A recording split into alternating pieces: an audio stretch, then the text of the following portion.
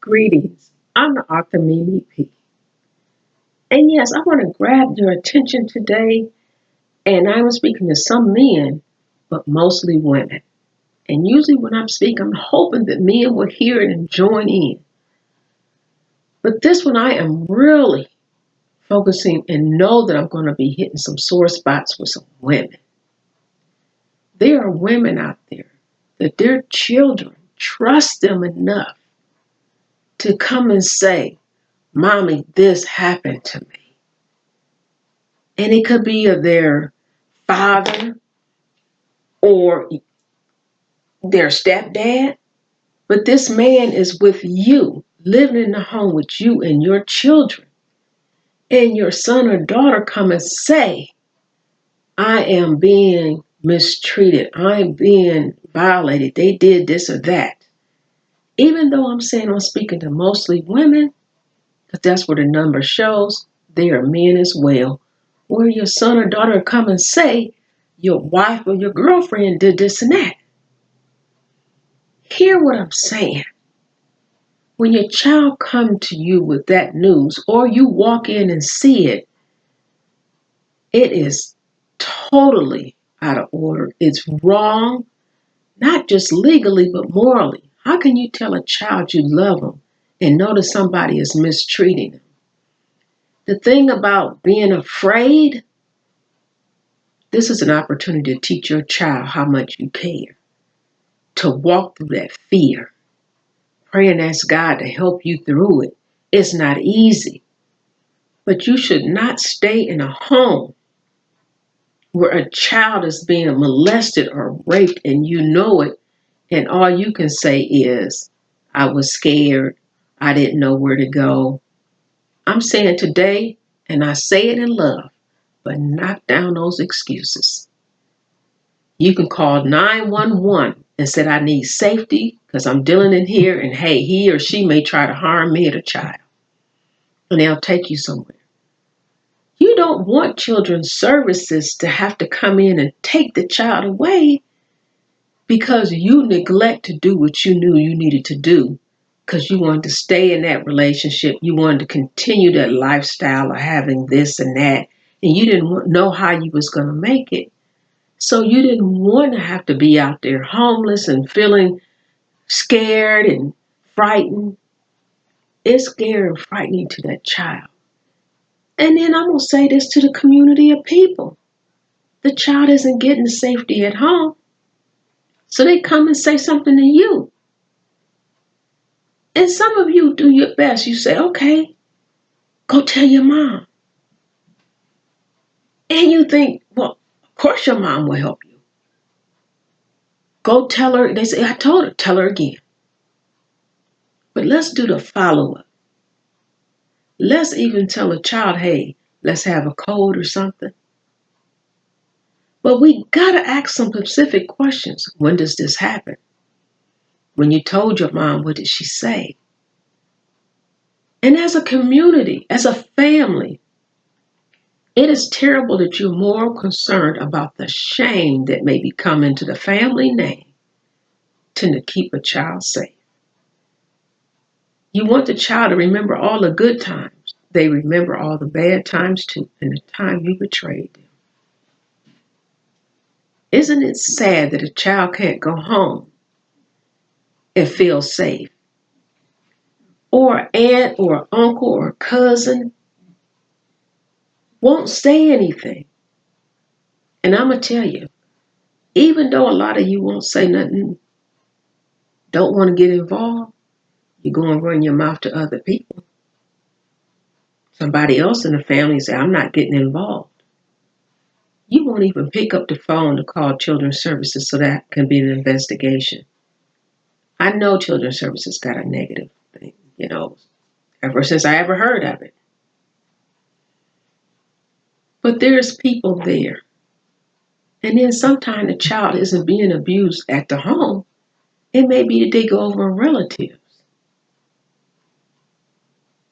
I'm saying this.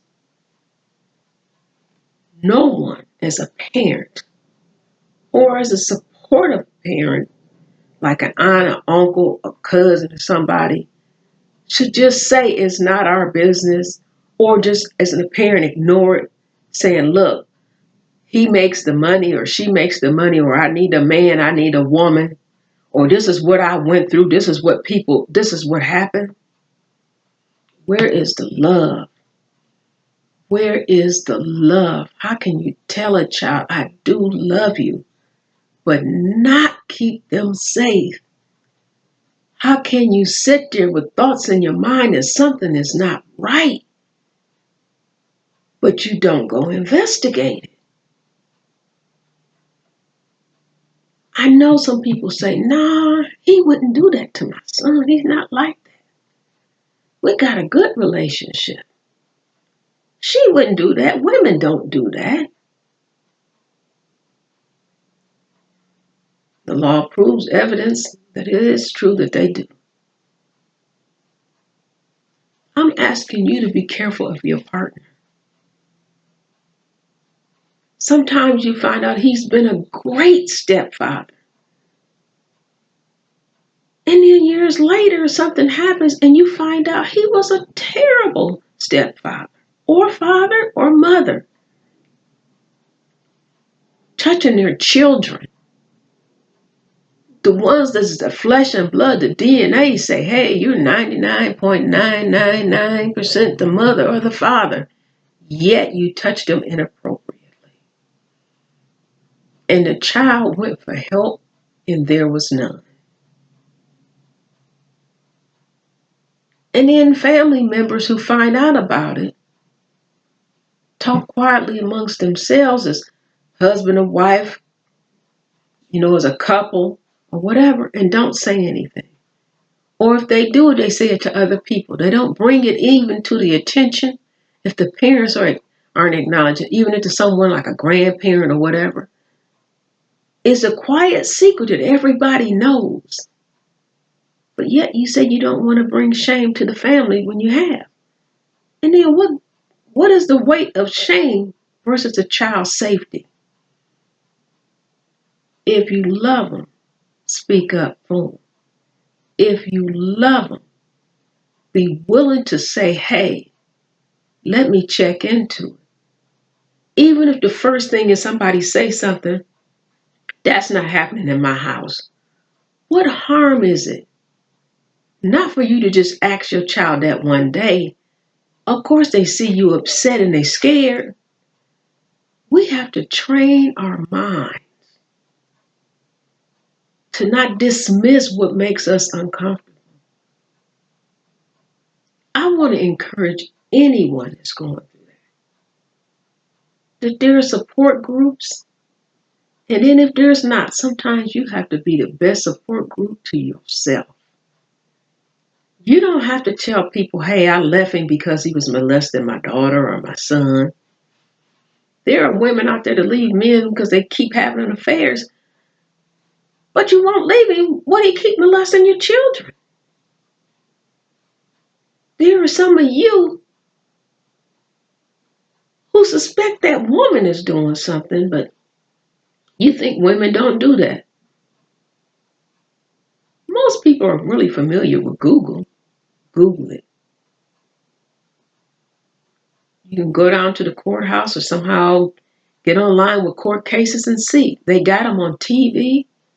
They got Law and Order Special Victims Unit. Those aren't stories that's made up. Those are stories told with some small altercation, so you can't know exactly what case it was. And then some of them you say, oh no, that was such and such case. You can never prove it because there's so many similar cases. I'm saying be more proactive. And yes, I'm here to offer my books. My Body is a Sacrifice. And the guidebook to My Body is a Sacrifice. Please order it from Dorian's Publishing Company. www.dorrance.com, or put Dorian's Publishing Company in. These books is to help you get ready, to help you right now. And in the guidebook, there are some references of places where you can go get some help. And when I'm saying that, MAD, Mothers Against Drunk Drivers, if that group got together and said because somebody was drinking, their judgment was impaired and couldn't drive a vehicle, why would you think that person have enough mental state to stay in control and not molest a child? People, they talk about the opioid. It's a serious thing and it affects every age and every culture. But yet, you think that person won't molest a child? Somebody get drunk. Oh, he just said that he was drunk. What kind of excuse is that? You know what came out? What he been thinking. What it came out in her? What she been thinking. It's rough. But let's get our children some help. Come on, y'all. Come on. Let's have a drop in this. Let's be where more girls aren't being pregnant. Yes, girls and boys do it, but there are some girls who that pregnancy never came because she was being inappropriate with another boy. She was being forced or coerced to go into an act she didn't like and didn't even want to be in the midst of. It wasn't about she was trying to get a boy's attention or trying to be fast. I want y'all parents to understand a lot of children, it has been told over and over from Oprah Winfrey to one other person and another, how they were abused. And that behavior, they rethought, trained their mind to think that it was okay.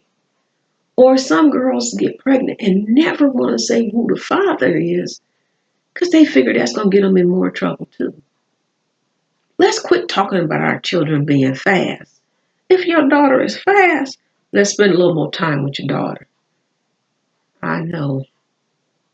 I was a parent, a single parent too, working them hours to get things done. And we miss a lot of things, but I'm saying this. If your daughter is fast, what's going on? And why are you calling your daughter fast?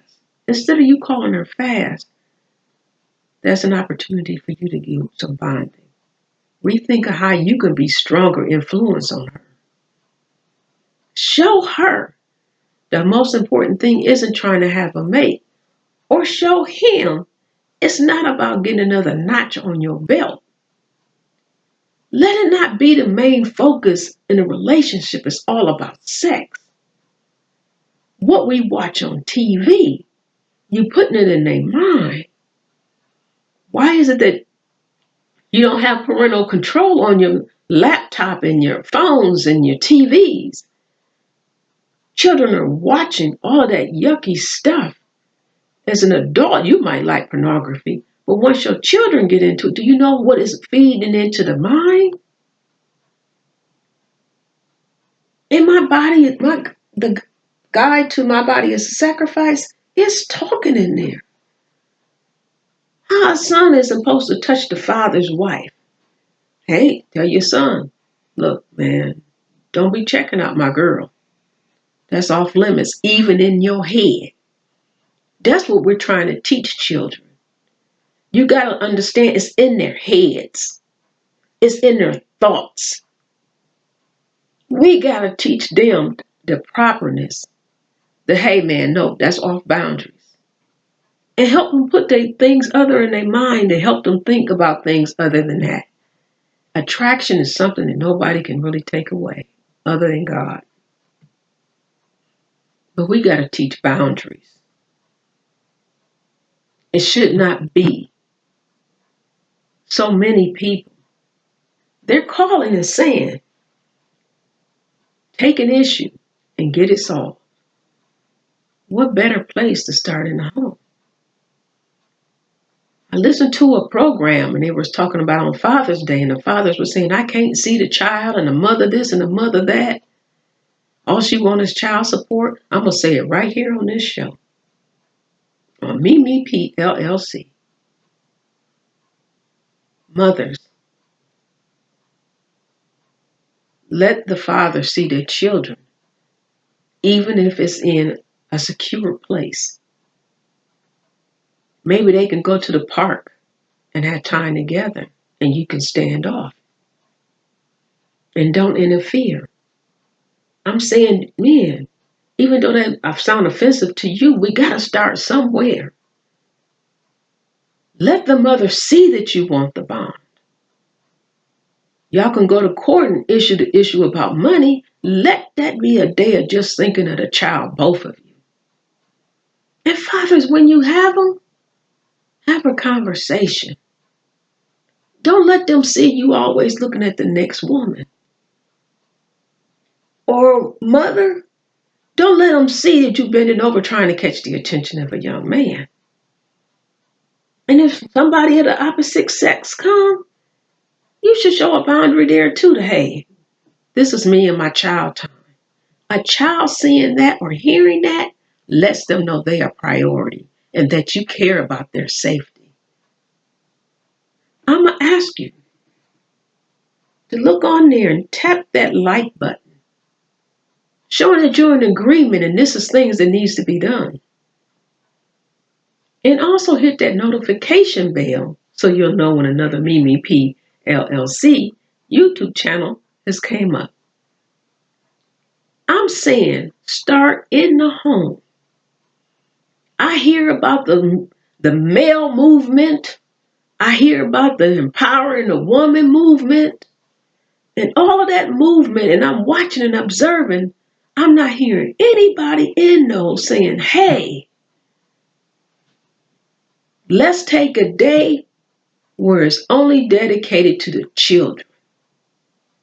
When you have vacation, a day that we sit down and educate our children about how we can, as a family, grow stronger in trust. How about regularly teaching your children about boundaries, about safety in the home, how they can come to you and you will make sure that they're safe. You will do to the best of your ability. But I'm going to say this, fathers or mothers, because some children live with the father. Don't make up stories because you just don't like somebody. I got to say it because that happens too. Just because you don't like somebody being with that woman or you don't like that man, I don't know anything about her. He got my child around her. You don't know anything about that dude or that man you got around his children. Both of you need to be vigilant and talk to your children often. Married, single, separated, your children ought to feel loved. And if there's a parent out there that's abusing your own child, you're destroying that child. You're destroying them mentally, physically, and spiritually. And it takes a lot of work to rebuild that strength. I'm asking you to get help. I'm asking you to understand you need to remove yourself. Because at this point, there's no control. And that child shouldn't have to suffer just for the lust that dwells into you. Or mother, you need to leave. We need to make sure our children are safe. And I want people to understand follow-up is required. A child has to go to children's services.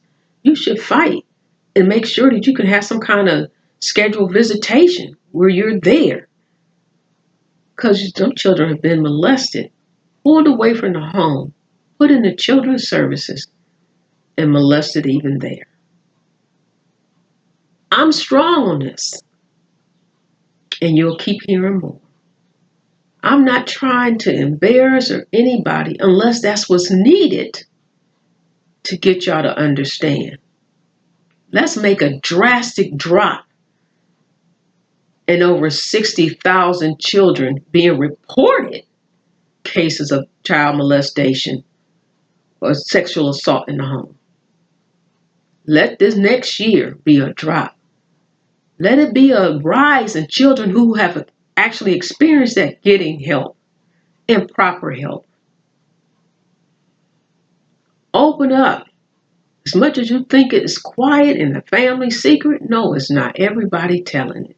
They just telling somebody not to tell it, and they telling it and adding to it. And then sometimes when you say hush and don't tell, even when it get told, they ain't told it to somebody now that targets that child. We got to be more diligent, be proactive in our children's life, not just an empowerment for the job or the male bonding experience. Let's be active to protect our children. Again, order the book, My Body is a Sacrifice, or the guidebook, My Body is a Sacrifice. God is reaching down, and so many children hurting. Doesn't matter whether you believe him or not, he's reaching down to bless you, to help you, to say, hey, you've been slack. You haven't done your follow-up. Follow-up is not a one-time thing. You tell a child something and they fine. And then you got to remind your child not to tell somebody else that you're asking. There got to be codes sometimes. And then sometimes you just got to be observant. Pay attention. How often somebody playing with your child? Who's the favorite siblings in the family? Why they always want to take this person to the store but not that person? Those are warning signs. And sometimes you feel something in your body that's not right before you dismiss and investigate it. I'm saying all these signs are there. Thank God that they're there to alert you. Now take action. And if somebody is caught in violation, let the law handle it. When it comes to minor children, most children's hospitals can, if you call them, either they have a behavioral center, they can get both children some help and even help the family. But individual help does need to be, and it's not just anybody. It has to be somebody that specializes dealing with children. And make the family's unit stronger. Teach your children not to assault each other and cross boundaries and call each other names, but build each other up and protect one another. And the family will be better, and there will be a problem solved, a problem avoided. It'll be unity and strength, physically, mentally, and I ask that you all grow stronger. Thank you. I'm the author, Mimi P. Don't forget to hit that like button and that notification button. Have a good day.